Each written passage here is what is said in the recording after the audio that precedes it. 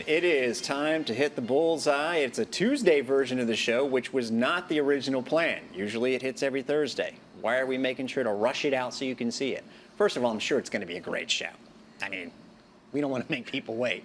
But secondly, there's a certain event on Tuesday night that we didn't want to have be an elephant in the room, and that is the men's basketball game against Charlotte. We didn't want to sit here on a Thursday going, can only imagine how that game went. So it's a big one for men's basketball, which is tied for first place, and playing one of the teams it is tied for first place with. And a couple people that have been there with the team, Joey Johnston, the radio voice, has been there for every single game of this now 7-game winning streak. And Caylee Cottrell, you've been there on this last swing trip. So let's start with you and just recent history with the team, which had the hype, but now can you take it on the road? And they did. Yeah, they absolutely did. And this was my first time traveling with the men's team this year. And man, it's to see their chemistry really, on the road and get that firsthand glimpse into that culture being built, and truly the way they're gelling, the way they're vibing off each other. It was super cool to see, super fun experience for me, really special. And people can get a visual evidence of this on the show? Yeah, I did a little travel vlog of the couple days. So from the second we got to the airport to the second we left, I'll take you all the way through it. Some pretty fun stuff. Joey was with me throughout the entire way. Oh, I need to hear this.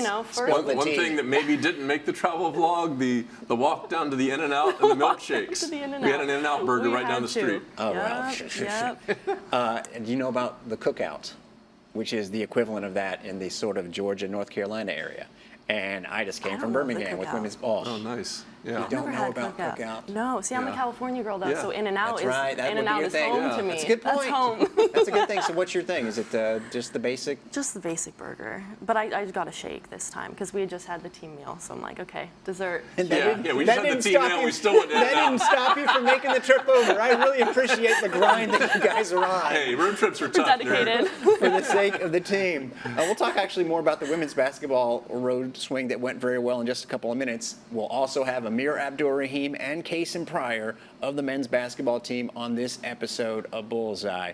And I know you get to see them every single game at work, Joey. It has been something. Last time we sat down here with Amir, Abdur-Rahim, was after the UAB loss. That's about a month ago. Yeah. They haven't lost since. What's it been like? It's been something else, and I was thinking about this, and I sort of talked about it on the radio broadcast. One of the things I really love about basketball is the intimacy. I think you get to know those players better than any other sport. Football, obviously, they have helmets. Baseball, batting helmets. Basketball, you're right on the court. You see their faces. So you feel like you know these guys a little more than other teams. So what I was saying was, this is not only special, but I think I'm falling in love with this team, This is good stuff. And basketball can get you like that as a team drives for March. I'm like, the heartstrings are starting to get pulled, and this is starting to be special. And I know the fans understand that, but hey, enjoy this ride because it is right now special.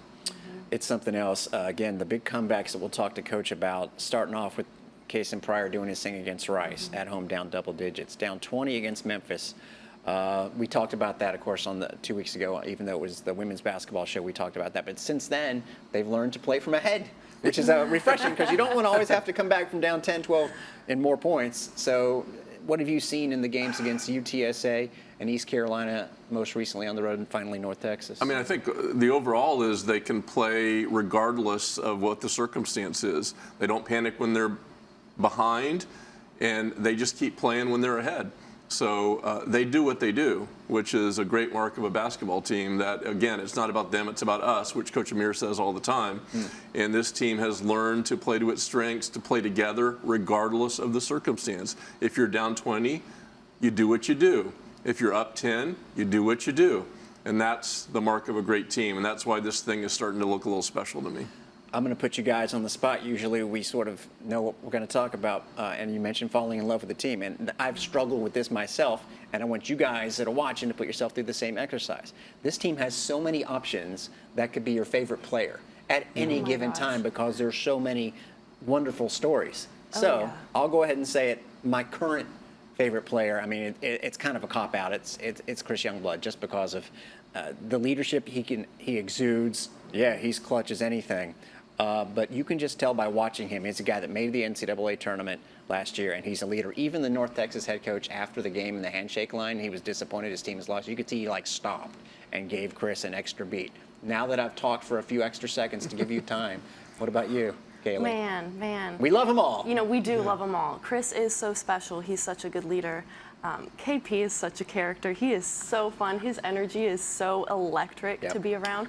I've also been very surprised, though, about JR. Jaden Reed, especially seeing him on the road.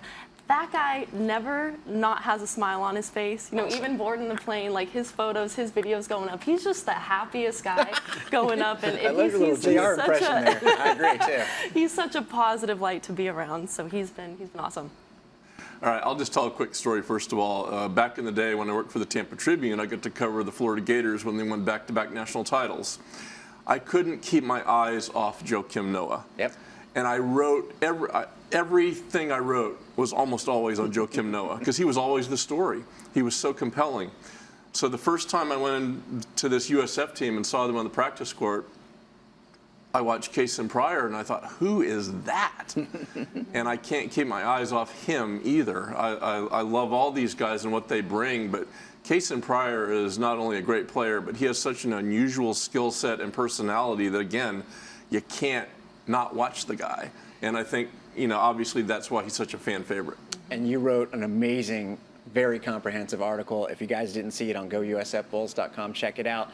And I feel somewhat bad about not letting you talk to him today. It's going to be me and Caylee, but you have spoken to him at length. Yeah. And it was outstanding. Now, I'm digging in my pocket because I got to pull out the secret as we will get back to men's basketball in a second. But wow. The women's basketball team, if you didn't know, the women's basketball team is on a 3-game winning streak. And what you probably really didn't know is it's all since I got this baby. I don't know if it was lost in the mail or what. But before the East Carolina game, Jose Fernandez presents me with the ring for winning the regular season championship last year. It denotes their NCAA tournament trip and all that stuff. And the women's basketball team has been on a nice little run, too. Yeah. 3 in a row. And get this, folks, and we'll talk to Jose and a player in our next episode of BullsEYE in a couple of weeks. They have found themselves, thanks to a dramatic win against UAB on the road before that, putting down Memphis in a, what is it now, 5-way tie for second place. There are 3 teams tied for first, and they are 1 game behind all of them. Yes, on the women's basketball side, there are 8 teams within a game of first place, so they can still win the championship with 8 games to go. And speaking of standings, right at the very top, on the men's side, South Florida, along with FAU and Charlotte, and 2 of them play each other on Tuesday night. I think we might talk about that with the head coach when BullsEYE continues. And we are here joined by Amir, Abdur-Rahim, Darek Sharp here with Joey Johnston. It's been a while since we talked to the coach, a lot of wins since then. But you know what? I'm looking at you right now. You got to explain something. The coolness of your hat. Tell me about that hat. Man, I got to give all the credit to Coach Golish, man. He gave me, I saw him wear a couple of them, and he told me the story behind them for the Bay, clothing company. And one day, man, he texted me, like, hey, you around? I'm like, yeah. He's like, can you meet me outside of Selman? I'm like, yeah. I don't know what for. I go over there, man. He's got like 3 hats, man. So I've been, I've been rocking them ever since. Yeah, nice. Yeah. You guys have been rocking it in every single way. And I got to ask, 15-5, just tremendous. Again, no losses since we last did the show, and a big one coming up on Tuesday night. Is it here earlier than you expected? Be honest, because it's here right now. I'm not going to say earlier than I expected, but what I would say is like it's always a process, and you never know, where it's going to quite land, because that depends on the buy-in. It depends on the connection of the guys, and, to God be the glory, but the credit goes to those kids because, man, they have done a great job of staying the course, allowing themselves to be coached and be pushed. Because again, in December, when it goes Maine, Hofstra, UMass, they could have splintered and went their own ways. And they chose to stay together. And because they chose to stay together, we sit here at 15-5 and what are we in conference? 7-1? 8-1. 3-way tie for first and that. Yeah, and so like to be honest, I kind of get lost in the game. I get lost in the, just so focused on the process, and the daily habits that it takes to win. Like I was serious. I had no clue like what the record. Like I knew 15-5.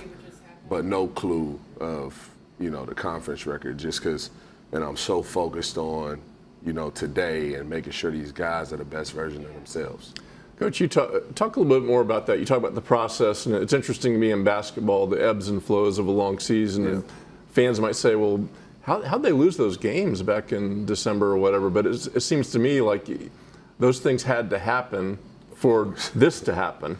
Speak about just the patience you need as a coach and how a team develops over a stretch. Well, I'm thankful and grateful that this is my second time as a first-year head coach, because my first year as a first-time head coach, I wasn't as patient. And so you have to go through those.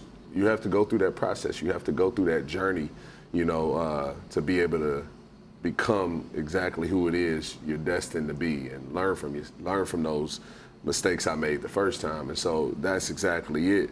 I've just stayed patient. So in December, again, it's December, right? Like, we hadn't even got to conference play yet. Yeah. There's no need to panic. The thing that I thought about more then was, I'm not gonna let, just like now, and I'll explain it here in a second, I'm not gonna let an outside influence or pressure or expectation, make me impatient, right? Just like, and I say that to say, we're going to define what success is for our program, for our team. Yeah, of course, we're judged on wins and losses, but if we were judged on wins and losses, it's only one team that was successful at the end of every year then. Right. And that's the team that cuts the nets down in the national championship. So we're going to stay focused on the process. We're going to stay focused on what it takes to get the results that we want. And then wherever that ends up, it ends up. But as long as these guys stay true to themselves, stay true to our culture, our program, we're going to be successful. Well, you talked about how it could have gotten away in that one stretch early in the season. The stretch we're on now, 7 wins, going back to the beginning of it, we left off was after losing to UAB, and you guys were down big to Rice. And we know about that game. Memphis followed that, down by 20. The first 4 of this comeback, you were down in effect double digits, Temple by 9 with 8 minutes to go, same difference. Right. So how does the process kick in there? Because those games easily could have not gone the way they did. Yeah, well, those games are really like a microcosm of December, right? The 3-game stretch where they could have splintered, right? Well, they could have splintered when they were down 9 to Temple, first conference game of the year, but they chose to stay together like they chose to stay together in December. Same thing with Rice, and then, of course, man, they could have just threw the towel in at Memphis and said, hey, let's just try to salvage this thing and make it look, respectable. But they battled. It's what this group is about, and it's what they've chose to stay true to. And so, again, the thing you're fighting now, with success is, I want it to be about me, right? And so it's a battle either way. It's a battle to stay together, and it's a battle to not make it about one person. And again, that's a testament to this group. They said, I think it was Chris Youngblood said one day, he goes, man, it's amazing what happens when no one cares who gets the credit, right? And you look at our team. My wife actually pointed this out to me before the Memphis game.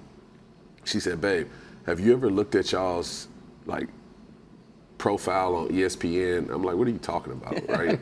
And she's I don't even know our record. Right, and she's like, no, when I pull up ESPN, the leading scorer for each game comes up. And she's man, she's like, you've had six different leading scorers, for a game.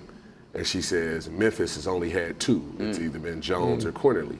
And she goes, you got a good team. And now you got to understand, my wife's a lawyer. When we met 14 years ago or so, she had no clue about basketball. Huh. So for her to see that and be able to, I was like, oh man, this is really cool. But is she the leading lawyer on her team every game though? Yes, every game. Every game. Every game. Every game. Every game. Coach, one of the things that all coaches talk about is being the hunter or the hunted. Yeah. And now this weekend, I heard different analogy, the target and the arrow, and your players were saying that. Yeah. Speak about, those times when you're chasing it, and then the times when they're chasing you, and how you deal with that. Well, I've been fortunate to be a part of winning before, and you take those experiences with you and you try to, and when you can apply them and share the experience and share the story, you do. When I was at Texas A&M in 2016, we started the year out, nobody was even thinking about us, and we were hunting everybody. We go to the Battle of Atlantis, beat Texas, beat Gonzaga, and we lose to Syracuse in a close game in a championship game. Well, we go on to, we were rolling. We win our first, 7 games in the SEC. We get to as high as 5th in the country. We never realized the target change. We weren't the arrow anymore, right? We were the target. We were everybody's big game. And so what we've tried to explain to the guys is, before people weren't really, I think they respected us, but they weren't thinking about us, right? They weren't looking at it like, South Florida. Well, you've done the job. You've had, however many game win streaks, and now I think we're on our second one or whatever it is, and now you've got everybody's attention. So now you're no longer the arrow, you're the target. And when you become the target, man, your radar, your spidey senses got to go up a little bit, and to their credit again, as we said, and I say it humbly, because I want my team to have confidence. I want them to play with confidence. And the late, great Tupac Shakur had a song said, "We ain't hard to find." So when you're the target, you can either run, run from what's chasing you, or you can meet it head on. And these guys have chose to meet it head on and meet it head on together. I need you to come up with a couple sayings for me because they're outstanding, every single one of them. We talked about, the first part of the winning streak, comebacks. Now it's been more about getting ahead. You went 2 games without being behind. And then most recently against North Texas, grinded it out. One guy that wasn't on your wife's list of leading scorers, I'm guessing, in any game this year, Brandon Stroud, I want to talk about in each of those last 3 games, his 12 rebounds, not just to highlight one guy, but in general the last 3 games, and he's been so consistent. No, so this is no joke. So she found that graphic, but when I get home, she says to me, "What's gotten into Brandon?" Like, he looks like the Brandon I know, and I just laughed, because again, she just like I have, she's been with Brandon for the last 4 years, and she knows what Brandon's value is, right? And trying to get each guy to understand that the value is not just in scoring, right? Value can come in a lot of different ways. And his way of, that he's provided value for us is his energy and effort on the offensive glass against East Carolina and against North Texas, I thought was a game changer for us. And so, as we said to him yesterday, we asked the guys, who would you say the MVP was? Now, most people, they'll say, well, who led you in scoring? It's always that. Yeah, Chris was great. Yeah, he was good. So was Jaden Reed stepping up, making big shots. Kobe Knox was great. But, all of them to a man, I think it was Kobe Knox. He's sitting there, he's kind of pondering, and he said, "I'd say Brandon, but Kobe Knox is a basketball guy, right?" So, he's been phenomenal. Doesn't get enough credit, but as he tell you, I don't care. I don't care who gets the credit. Yeah. One guy you mentioned, Chris Youngblood, a guy that just scored his 1,500th point. He is, sort of acknowledged as the leader of the team. Everybody knows that. He has a lot of cachet, but you coach him hard, and he takes that coaching and he applies it to his teammates. He knows what you're doing. He knows the process. Speak about not just all the scoring and things that he brings, but the intangibles such as that, as he allows you to coach him in that way, and then he sort of coaches his teammates. Well, I can't talk about coaching him as hard as I talk about him without mentioning LaDonna and Dupree Youngblood, his mom and dad. I mean, if you ever meet them, they're 2 of the nicest people you'll ever meet. But when it comes to character, the principles, the beliefs and values they raised their son on, they don't play around, and he knows that. But if you also meet Royal Maxwell, his high school coach, right? Chris will tell you, Coach, man, you ain't nothing compared to Coach Maxwell, right?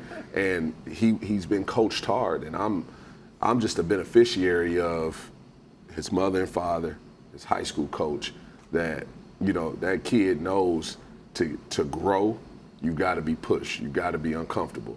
And so him allowing me to coach him as hard as I do, I say to Jaden Reed all the time, hey man, he don't say nothing. Yeah, you better don't look at me that way, right? And they're roommates also, and so Chris can always put his arm around Jaden, because as hard as I coach Chris, I coach Jaden just as hard, or as hard as I coach Chris as a freshman, I coach Jaden just as hard. So Chris can speak to Jaden on my point of view and where I'm coming from, and I'm not just the crazy coach to Jaden, you know. Coach, as we start to wrap it up here, another awesome video of you getting on the tarmac, leaving a big road game, and the big message was Tuesday night. I love those. Keep those coming, especially the wins, right? But it is a huge game, and of course it doesn't decide anything other than the fact that the winner will be in first place. So I think it's got to be destination for everybody. We're talking about the YC, Bulls, and Charlotte. Well, no doubt, and so I'm gonna give two things. One will be a little coach speak, but the other is like a challenge, right? And the challenge is this, you know, let's not take for granted when something special is happening, right? And this is not a knock on anybody who was here before me, but I don't notice that. But when was the last time South Florida was playing for first place in a game in early February with an opportunity to control its own destiny? When was the last time? I don't know that. 30 years. 30 years, okay? And now, on the other side of that, the coach speak Joey would know that. Yeah. Now, on the other side of that, the coach speak is this, as I ask the guys, hey, raise your hand if it was your end goal to be in first place or tied for first place on February, it was yesterday, so February 4th. No hands went up. I said, okay, good. So understand this. It's a big game because it's that next game, right? It's a big game because it's that next opportunity to grow, okay? Because if you win this game and you let your guard down and however it ends up, it's all for nothing. But when we go win this game and we stay hungry, we stay humble, we stay focused, man, something special is gonna happen. And so you deserve it. You've worked hard for it. You've sacrificed for it. So, you know, again, I hope the YC is packed out. I think it should be packed out, Bulls Nation. I really do. You know what? But if it's not, we gonna love you no matter what. But as I've said before, I knew this is coming. I keep receipts. I'm gonna remember who was there, all right? And I'm gonna chest bump everybody who was. All right, I'll be looking forward to a chest bump from you because I'm gonna be there for sure. I love it. Tuesday night at 9 o'clock. Thank you so much, Amir Abdur-Rahim. And by the way, the Charlotte team just came off a big win against its rival East Carolina at home. They sold their building out, so not to put any pressure on anybody. Thanks again. Kasean Pryor has been a big part of what's going on. Go Bulls indeed. We'll talk to one of the leaders on the team next. Darek Sharp now joined by Caylee Cottrell and Kasean Pryor. You know him, you love the way he plays. Maybe you've never heard him speak, so get ready to be blown away. I'm sorry. Be ready to be blown away by the voice. Kasean, this is quite a role the Bulls are on. Thanks for joining us first. Thanks for having me. So what has been the key, other than the fact that your second half against Rice single-handedly started the 7-game winning streak? I know that you didn't have that in mind, but you guys are coming together so incredibly. Yeah, I mean, it's just all the things that we do every day, just staying consistent in our work, staying true to who we are, and just trusting in Coach. You know, Coach has been talking a lot about having a blind trust in our program, just being able to trust, you know, the guy next to you so blindly, like you're not even second-guessing what he's telling you, and then that goes all the way through the coaching staff and everyone in our program. So, you know, just staying true to who we are and, you know, working every day.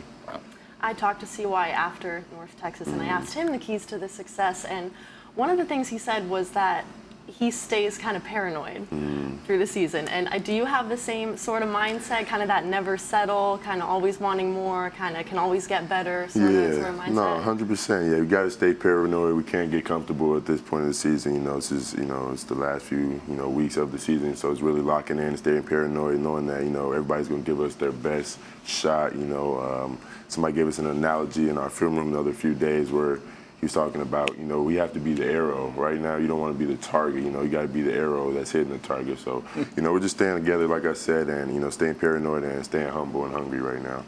Hey, your arrow on free throws has been pretty good about hitting the target, and it was so fun because you didn't even have an attempt, and then was, I believe, 15 for 16 against Rice. So tell people, and we actually talked to Coach about this on the last show. He said that you had switched up your routine, but you're back to it now. Yeah, so, I mean, man, it's all concentration for me at the end of the day. You know, if I'm going to get to that strike, you know, I got to convert, you know, the free throws at the end of the day. So I take pride in making my shots. Obviously, I'm sitting there for 8 to 10 seconds, taking my time and breathing. But yeah, I just make sure they go in and take my time and stay to my rhythm. So. It's been quite the run. I want you to speak about some of your teammates. Now, go ahead and tell us the number story. Tell them the number story and why you changed it. And oh, by the way, the teammate that you changed it because of is having a pretty good year. No, 100%. So originally I came in here, I wasn't sure, who was going to still be here. If Selton, Sam and Corey, they luckily stayed with us this year. So I wasn't sure. So I thought it was free pickings for numbers. I'm like, man, I need number 1. So it's funny, actually, Selton was my host on my visit when I came here. Coach Amir didn't really, we didn't really still have a team here like that. So Selton was one of the guys that stayed on campus during my visit, and he was able to host me during that time. So I was talking to him about numbers. I'm like, man, I really, I need that number 1. It's been my number, growing up. That was my original number. So it's like, nah, I can't give that to you. I can't give that to you. So. It was a little back and forth, but I ended up obviously letting him get it at the end of the day, and I just ended up being double 1, so number 11. That's that's close enough. And number 11's my favorite number, not for what that's worth. But did you guys also discuss how he was going to be one of the best 3-point shooters in the country, because that has been amazing? Yeah, he surprised me. I didn't know much of Selton's game before. I came here. I know he could score the ball really well. I knew he was a Kansas State transfer.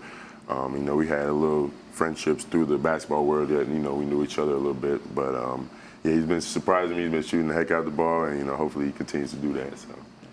I've loved to see the chemistry build of this team. Do you feel that harmony on the court?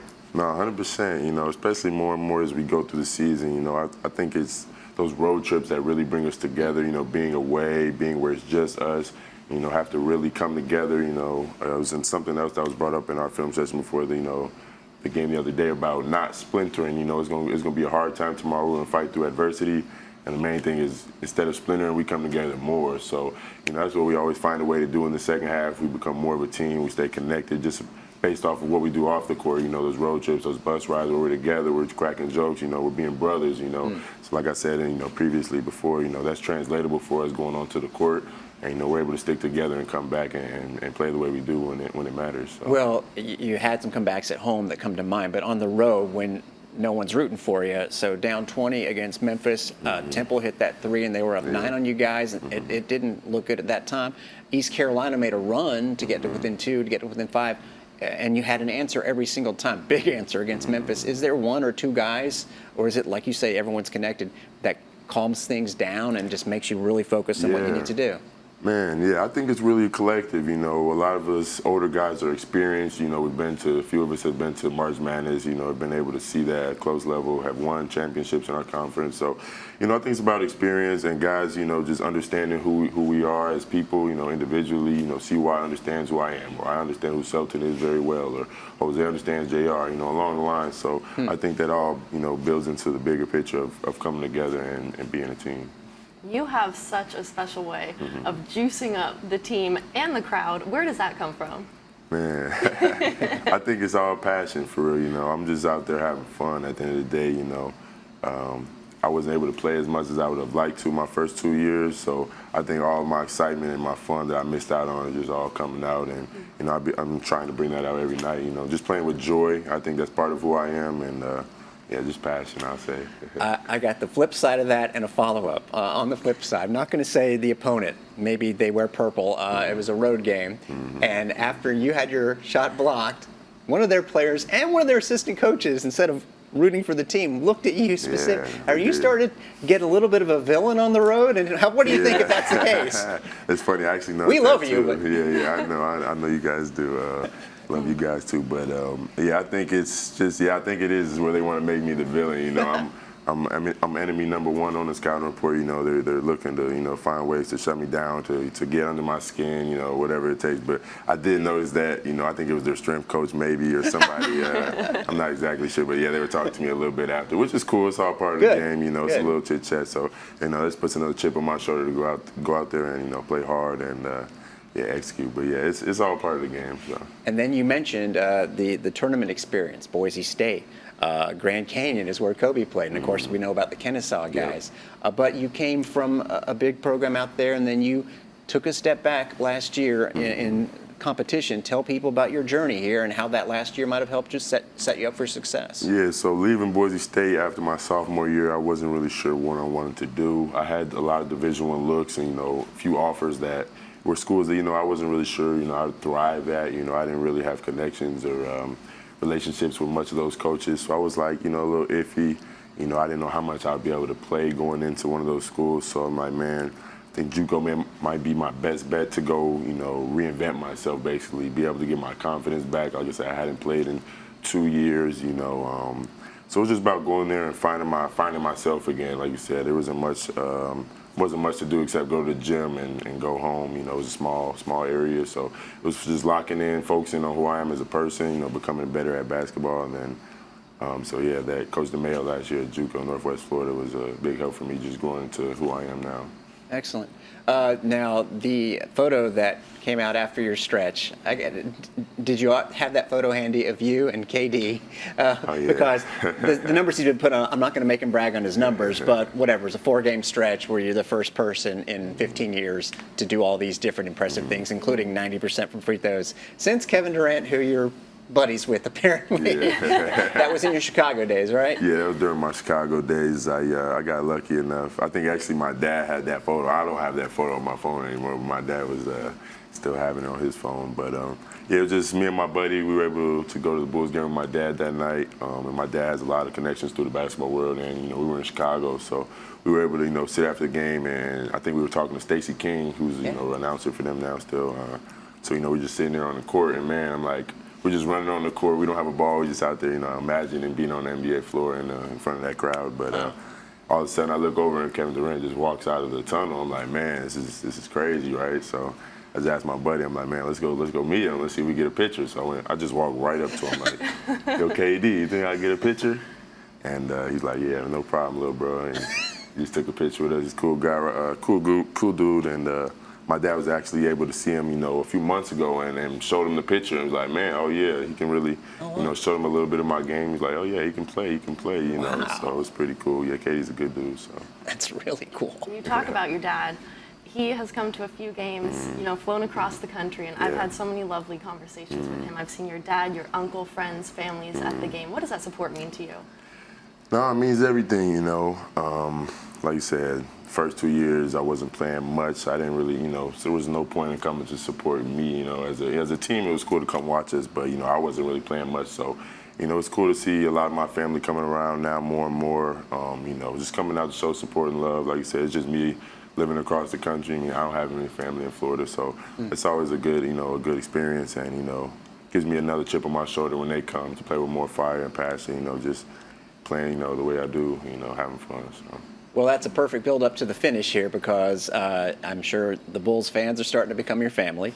I'm sure the support's going to be there on Tuesday night. Yes, sir. And I'm thinking you might not have to do as much hyping up the crowd. Give people, and you can look right into the camera if you want, if they're on the fence, motivation to come to the game. Oh, man. What else can we say? We're winning right now. We're having fun. SoFlo's been great so far. We can only improve as we go on. So, man, just come out and support and show that love. And, leading up to Florida Atlantic in a few weeks, we just want you guys to keep on coming in and supporting. So. All right. That's the new target. I don't think the Bulls are the arrow anymore. Looking forward to that. Thanks a lot, Kasean. I appreciate you guys having me. Thank you. More BullsEYE coming your way next. Hey Bulls Nation, come with me as I show you what it's like to travel with our men's basketball team for an away game. The team takes a chartered flight, so I made my way to the airport to meet the bus. Our plane was actually parked on the tarmac next to Drake's, who was in town for a concert, so we all definitely took a minute to snap a quick pic. The guys arrived not long after, loaded their bags, and made their way onto the plane.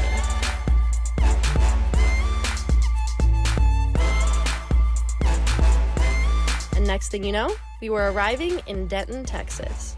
After we made our way to the hotel, the team unloaded and got ready for the team meal. After dinner, the players and coaches dove right into watching film, so a couple of the support staffers and I walked next door to grab a shake from no place other than one of my old favorites, In-N-Out Burger. A couple of them had never had it before, so their rating, 10 out of 10. The next morning for breakfast, the team fueled up on eggs, bacon, sausage, oatmeal, pancakes, waffles, and because we were in the South, grits. The team then had their walkthrough where they actually tape off a mini court to talk strategy and game plan. We then made our way to UNT for their shoot-around. The guys were vibing, feeling good, and putting in the work. I love seeing the chemistry of this team. It is really fun seeing how this team values communication and how that harmony pays off on the court. This trip really gave me insight into the way these guys are truly gelling together and pushing each other to be better. We also had a very special guest with us on this trip. Commander Mark McGinnis, a former Navy SEAL, is one of only 4 SEALs to ever complete over 400 missions. As a quad centurion, Commander McGinnis has fought in the biggest battles all over the world and is now a top inspirational and motivational speaker. He talked to our guys about what his 24 years of special operations experience as a SEAL has taught him about chemistry, teamwork, attention to detail, leadership, and motivation. After shoot-around, we made our way back to the hotel for the pregame meal. The guys fueled up on salmon, chicken, pasta, fruits, veggies, salad, all before team meetings, and then we headed back to UNT. The guys were dialed in and focused, ready to lock in and face the Mean Green. In an electric and gritty back-and-forth game, our unfazed and strongly connected Bulls defeated the Mean Green 60-55. The Bulls extended their winning streak to 7 conference games, which is the longest in program history. Here's what CY had to say after the game. We've been down 8 out of the last 9 conference games, so we know we was comfortable being down, so we should have perseverance to keep on fighting. Staying consistent and staying paranoid, like we're winning, but you gotta figure out the stuff you're doing wrong while winning. You can't just think everything's going good while you're winning. After some celebrations and our post-game meal, next thing we knew, we were taking off in Denton and landing back home in Tampa Bay. Thanks for coming with me, and go Bulls! Well, this is a privilege for Ken Eriksen. No, just kidding. It's a privilege for me to talk to the, it's almost like a cliche to say longtime softball coach. So we're just going to say he's been here since 1997 as a softball coach. But tell people how long you've been here. Well, as a softball coach, it's been since the fall of '85, right? As the head coach, right, has been since the fall of '96. But I've been here, walked on campus in August of 1979. And you hate it here, I guess. It was brutal, right? I mean, it's terrible, and the weather's bad, and the whole thing. And so, yeah, it's been a long time, and I think officially a Tampanian. Yeah. So at this point, so yeah. New Yorker, you every now and then hear that accent come out, but my goodness, yeah. Baseball player. We're not going to do the whole life story, but one part I want to bring to, we've been talking about basketball up until this point. Yeah. You've seen a couple coaches come and go through these parts. What do you think about the new basketball leader? You know, from what I understand, he can't go left. And so my challenge is right now to get on the court with him and, oh, goodness. and see if he can actually go left. So that's what we're going to try to find out. He wants to take you on, Amir, one-on-one. So your team, speaking of taking things on, we'll get into the schedule. It is beginning on Thursday as far as the softball season goes. And I know this is a bit of a cliche question, but does it ever feel different? Does it ever get old anticipating opening day? No, it doesn't. It's really exciting because every year, no matter what, you're trying to find out the identity of your team in practice and fall and this and that. But the one thing that's exciting about our sport individually is that the lessons are given during the test. And so no matter what you've done prior to in the fall and training and spring training, come Thursday, you're going to get the tests, and the final exams of what's going on.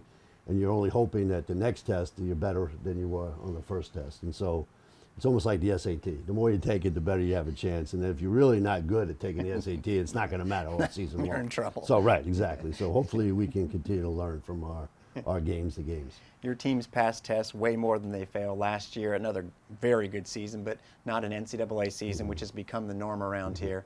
So I'm sure there's that fire to get back. And maybe is there something that specifically you needed to see improve? I know you've added some extra arms as well. Well, we had bad luck last year. The bad luck actually is your number 1 and number 2 pitcher went down for a total of 4 weeks right in the middle of the year, and you still end up winning 32 games. So if they're with us, you're probably 40. You're going to the NCAA tournament, right? Sure. So we were on the cusp of it, but excuses because nobody cares. They just, did you win? And so this year, the aspect of we're trying to stay as healthy as possible, not have any bad luck go that way, and then maintain against a great schedule. So as I said, these tests that we're going to get early on, you got some pretty big tests. These are not cakewalk tests by any imagination, but they're in there for a purpose, and that's to make us better.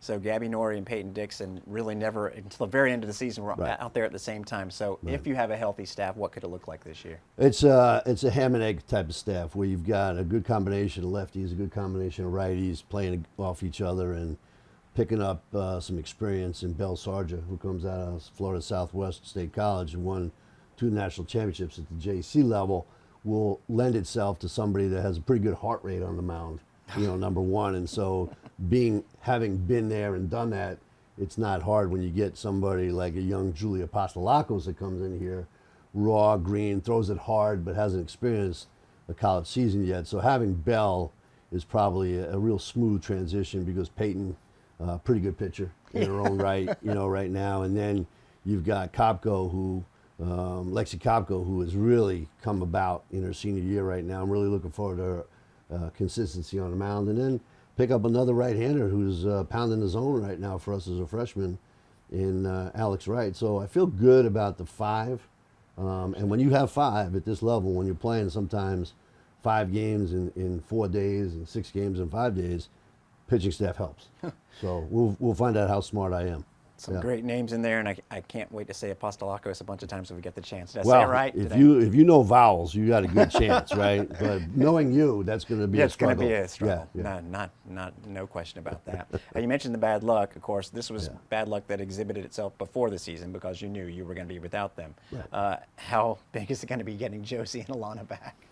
Having Josie Foreman back behind the plate is anytime you have a catcher that has called their own game in crucial game situations, and it's not just during the regular season, but in postseason. Yeah. She did such a great job for us, prior to taking the year off to get the arm strengthened back up and corrected. And so her being back behind the plate makes a heck of a difference for us in 1 year. And then Alana Rivera, who knows the game like nobody's business in the middle of the infield and stability, and played high-level ball also in college already, being in the postseason and having some clutch performances.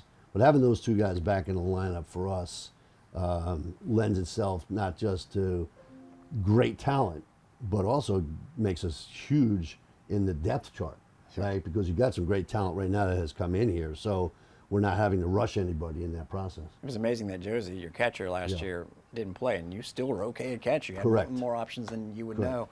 And then another thing, talking about a duo, your Puerto Rico national team members, Kathy Garcia Soto, who as a freshman, you've been around for a few years. Has there ever been a freshman win Defensive Player of the Year? And then Camille Ortiz Martinez as well. No, we have never had a freshman win the defensive, and nobody rightly deserved that, Right. But to have a freshman in the conference, let alone just at USF, win that award says a lot about what she did. And she was scintillating, not just for us, but obviously the other coaches that voted for her.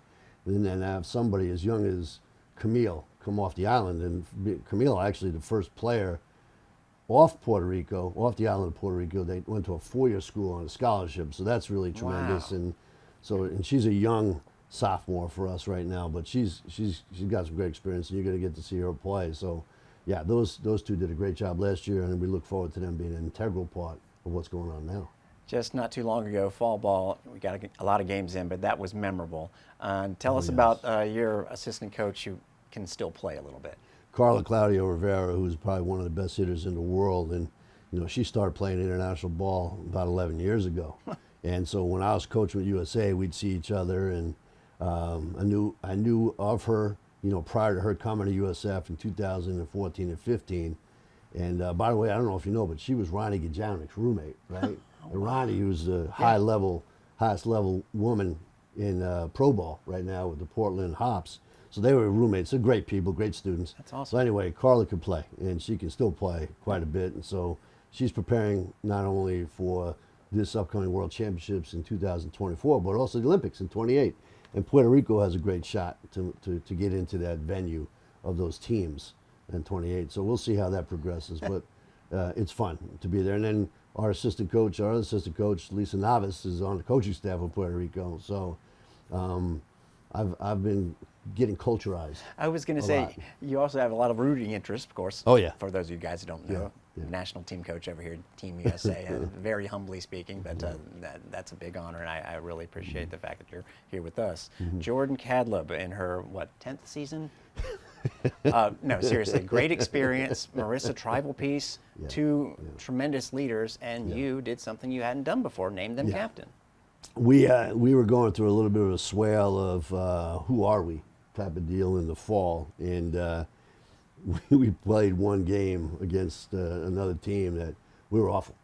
Yeah, I mean, flat out awful. And then I kind of, the way I do it, was not very overbearing, was kind of ripped them a little bit, that week. And we worked really, really hard, what was going on. And those two guys were really at the forefront of the effort and the going out there and doing the things and leadership roles on the field during the practice week. And then we played on Friday night against another team, and those two had some of the best at-bats and some of the best approaches to the game I've seen. And I just got so worked up about it. I'm like, those two guys right there deserve, to be recognized as, and we have other people too that did a great job of leadership, but those two have put in so much work that I basically named them, the two team captains. And I've never done that before. This is the first time ever that we named two captains. And so the nice part about them and our team is that they don't look at them as like, okay, those are two guys up there. I get that. This is still a collective. And they're very humble and respectful. They're not trying to be authoritative or anything else, but just to have the recognition of those two people, they know what USF softball is about. Nobody's been any more loyal to the program than Jordan Cadleb over all the years that she's been here.